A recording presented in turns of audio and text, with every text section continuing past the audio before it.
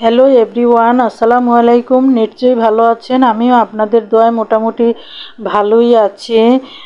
মাহে রমজানের শুভেচ্ছা সবাইকে, আমার ফ্যান ফলোয়ার বন্ধুদের সবাইকে জানাই মাহে রমজানের শুভেচ্ছা। সবাইকে আল্লাহ ভালো রাখুক, সুস্থ রাখুক এবং সুন্দরভাবে যেন রোজাগুলি আদায় করতে পারেন, এর জন্য সবার প্রতি আমার দোয়া রইল।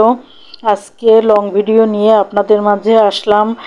রোজা রেখেও আমাদের ভিডিওগুলি তৈরি করতে হবে। রোজার সময় আল্লাহর ইবাদত একটু বছরের সব সময়ের চেয়েও রোজার সময় সবাই একটু ইবাদতের সংখ্যাটা বেশি করে।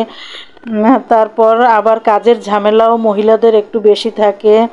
এই কাজগুলো করেও আমরা যেহেতু ফেসবুকের কন্টেন্ট ক্রিয়েটর এবং ব্লগার, তাই আমাদের শত ঝামেলা শত ব্যস্ততার মধ্যেও ভিডিওগুলি মেক করতে হবে এবং আপলোড করতে হবে। যদি আমরা যেমন কষ্ট করলে কৃষ্ট মিলে এবং ধৈর্য ধরলে ধৈর্যের ফল মিষ্টি হয়, এইভাবে মনে করে যদি আমরা ভিডিওগুলি মেক করি এবং অনলাইনের কিছু গাইডলাইন আছে, ওই গাইডলাইন মেনে যদি আমরা কাজ করি, যেমন অর্গানিক ভয়েস দিয়ে ভিডিওগুলি তৈরি করতে হবে এবং কপিরাইট কোনো ভিডিও ছাড়া যাবে না। এভাবে করে আমাদের কাজগুলো চালিয়েই যেতে হবে।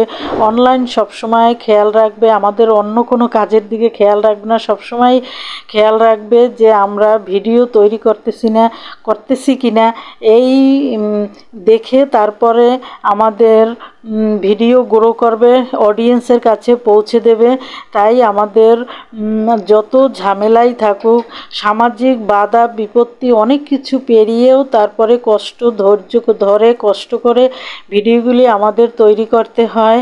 এভাবে কষ্ট করলে অবশ্য করে অনলাইন থেকে একদিন আমরা সফলতা পাবো। সব কাজের পিছনেই কষ্ট করতে হয়। যেমন একটা গোলাপ ফুল যদি আপনি গাছ থেকে ছিঁড়ে আনতে চান, গোলাপ ফুলের সৌন্দর্য ভোগ করতে চান, তাইলে কিন্তু গোলাপ ফুলের গাছে কাঁটা থাকে, ওই কাঁটার আঘাত সহ্য করে তারপর গোলাপ ফুটিয়ে আনতে হবে। এভাবে সব কাজের পিছনেই আমাদের বিভিন্ন রকমের বাধা বিপত্তি থাকবে, কষ্ট থাকবে, ধৈর্য ধরতে হবে। এই কষ্ট করে যদি আমরা কাজগুলো করে যেতে পারি, ইনশাআল্লাহ আমরা একদিন না একদিন সফল হবই।